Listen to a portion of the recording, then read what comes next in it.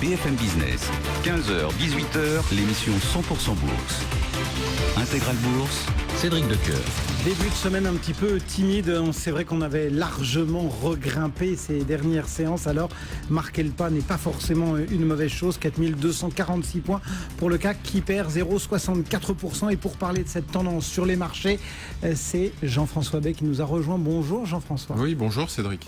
Le directeur général de Morningstar France. On va essayer de regarder aussi ce qu'on peut dire de cette tendance à ce moment du Brexit et puis à ce moment de l'année également, puisque presque à la césure entre le premier et le second semestre, c'est un peu un exercice obligatoire. Qu'est-ce que l'on peut tirer comme bilan à la fin de ces 6 premiers mois estampillé 2016?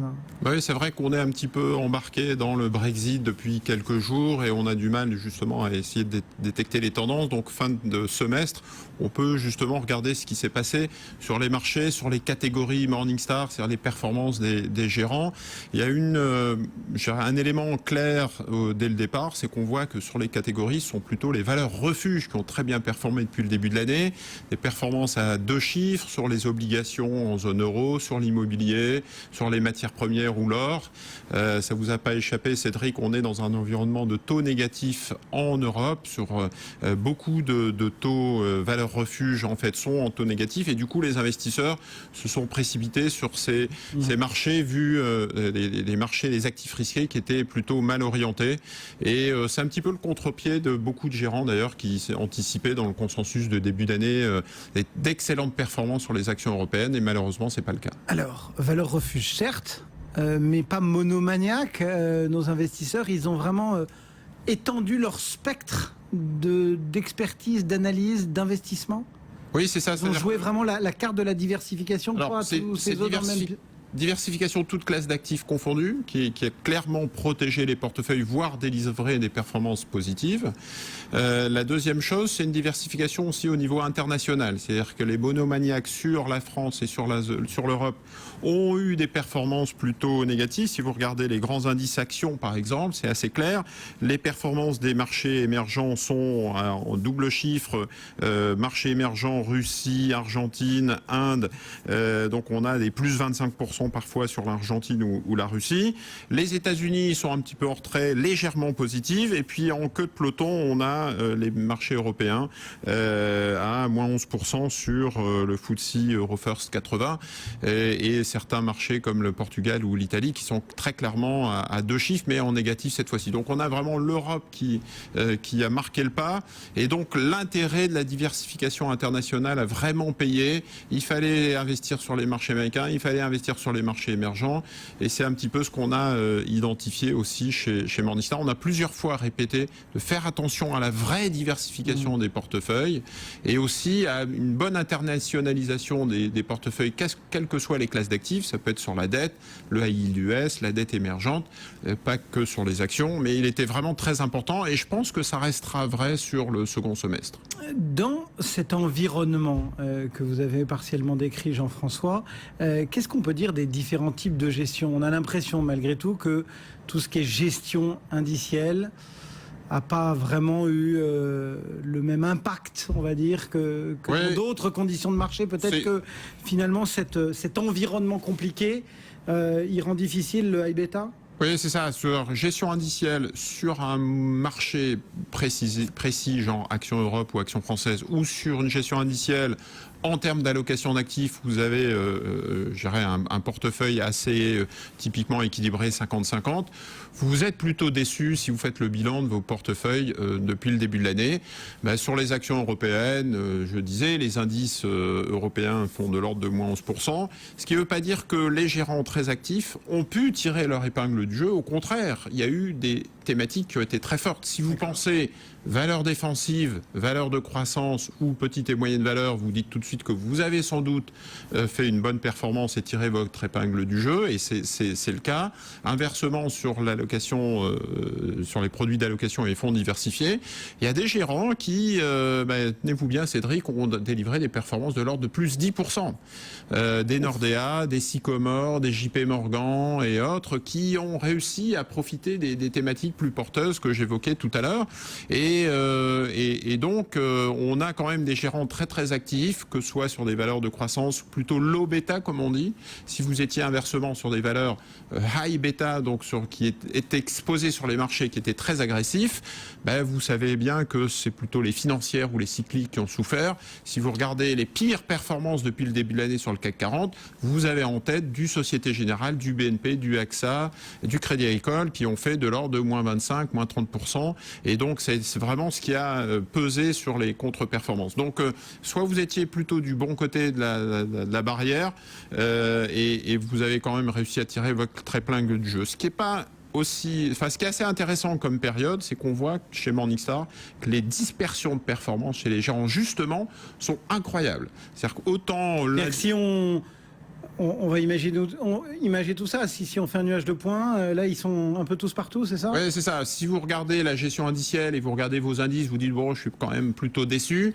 Vous avez des gérants, je le disais, sur des gestions diversifiées, par exemple, qui ont plutôt bien tiré leur épingle du jeu.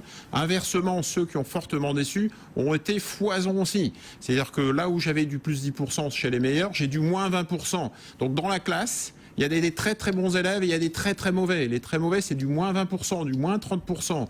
J'ai en tête des H2O, Asset Management, La Française ou Rothschild et compagnie, qui ont vraiment eu des performances très très négatives parce que, vous dites, ils ont investi justement sur des bancaires, sur des cycliques, plutôt sur la zone euro. Ils ont loupé les matières premières, ils ont loupé les taux, etc., etc.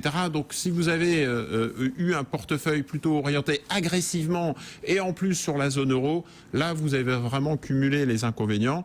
Donc, il ne fallait pas se tromper de camp. Mais là, on avait vraiment le grand mais la moyenne, écart. quoi. Il y a quand même un gros nuage de points groupés ou c'est vraiment dispersé? Non, c'est vraiment dispersé, toutes classes d'actifs confondues. Sur les obligations, c'était plutôt dette émergente, actions US, obligations US ou zone euro, crédit. Sur les actions, je disais tout à l'heure, plutôt défensives ou plutôt agressives et bancaires. Et sur les obligations, sur les gestions diversifiées, vous aviez justement des gestions plutôt multi-actifs, bien diversifiées. Et il y a d'autres gérants qui, eux, ont essayé de timer le marché action. Ils ont passé tout le début d'année à essayer de timer le marché action. Vous avez vu que au mois de janvier, c'était la Chine, après c'était le pétrole, après c'est les actions US, après c'était le Brexit, après... voilà, on s'est vraiment pris la porte de saloon et ces gérants-là ont vraiment souffert. C'est un peu la leçon. Les traders fous, c'était pas la peine d'essayer de suivre ou de précéder le marché. Ouais, c'était vraiment voué à l'échec. C'était vraiment une période très très difficile pour les traders. Et donc la conclusion, c'est rester investi. Et je pense que ça sera encore vrai sur les 6 premiers mois. Justement, si on essaie de regarder un petit peu ce que vous pressentez, vous, pour les mois à venir maintenant, comment est-ce qu'on peut imaginer les choses devoir se dérouler au cours des prochains mois? Qu'est-ce qui peut marcher? Qu'est-ce qui semble avoir pris le bon pli? Alors, sur l'Europe, en tout cas, les deux tendances, c'est un impact sur la croissance avec le Brexit. Les économistes parlent de 1% en moins sur 2016 et 2017. Donc, on voit que dans tous les cas de figure, c'est quand même source d'incertitude et un impact quand même sur la croissance et en particulier sur les financières. Et on voit que ça va prendre du temps. Et donc, c'est plutôt négatif, justement, encore sur des stratégies bêta. Donc, on est plutôt à privilégier la même chose. On ne change pas trop notre fusil d'épaule. Grande diversification des portefeuilles, toujours diversification internationale et plutôt sur les défensives, les secteurs qui sont protégés et pas tellement sur les financières.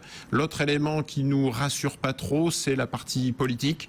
En Europe, on a l'impression que chaque élection va se concentrer autour d'europhobes, europhiles maintenant. Alors, on est dans une habitude un peu Brexit, donc on va prendre l'habitude et les marchés vont se concentrer autour de ça. On va répliquer. On va répliquer, et c'est l'Italie, et c'est la France, et c'est l'Allemagne. Et pour des investisseurs internationaux, c'est pas très très bon signe en fait tout ça. Du coup, les investisseurs internationaux vont plutôt se concentrer sur des autres marchés que l'Europe. Le troisième élément... Il y a pas mal d'observateurs qui nous ont dit à ne finir par y rien comprendre. À l'autre bout de la planète, on va rayer d'un trait de plume la ligne européenne et on va se réinvestir ailleurs. Ouais, marché émergent, croissance forte. fort, pays jeune, démocratie. C'est un sentiment que vous avez chez Morningstar en regardant Tout à fait. travailler les grands gérants? Ouais, visibilité aux États-Unis. L'autre élément aussi qui n'aide pas sur la zone euro, c'est les taux négatifs et la politique de la BCE qui va encore rester longtemps. Et donc ça favorise plutôt soit en Europe les stratégies défensives, l'immobilier va forcément continuer à être recherché par les investisseurs. L'or, on disait tiens c'est un inconvénient, il n'y a pas de rendement. Oui mais vous préférez l'or sans rendement que des rendements négatifs. Donc ça va favoriser toujours l'or et les marchés internationaux hors zone euro dans cet environnement de politique monétaire agressive et très accommodante et qui va encore rester très accommodante à cause du Brexit et des incertitudes qu'on évoquait. Donc on est plus que jamais focalisé sur ces diversifications internationales et sur ces approches plutôt défensives. Tout sauf l'Europe? Tout sauf l'Europe, TSE. Ouais, alors qu'on nous avait screené en début d'année que ça allait être l'année de la classe européenne. Oui, alors certains parlent justement d'un effet miroir par rapport à 2015. La fin d'année 2016 va être incroyablement positive par rapport à un peu ce qu'on a connu en 2015, en début d'année 2015, si vous vous en souvenez. Parce que finalement, l'Europe, c'est un petit peu les romantiques et les optimistes de l'Europe vont réussir à parler d'un nouveau projet, vont profiter du Brexit pour justement mettre en œuvre une nouvelle Europe. Bon, il est clair que la leçon aujourd'hui, c'est qu'il y a une impréparation totale des hommes politiques, en tout cas anglais, sur le Brexit. On voit que tous les responsables du out et on voit que aux abonnés absents les uns après les autres. Voilà, et le Brexit et l'article 50, c'est très très complexe, ça va prendre énormément de temps, ça sera sans doute activé en 2017 pour un détricotage 2019.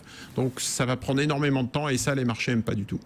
Merci beaucoup Jean-François Bay pour Morningstar avec nous sur le plateau de BFM Business. Le CAC 40 il est toujours dans le rouge et nous on va aller faire un petit détour justement par cette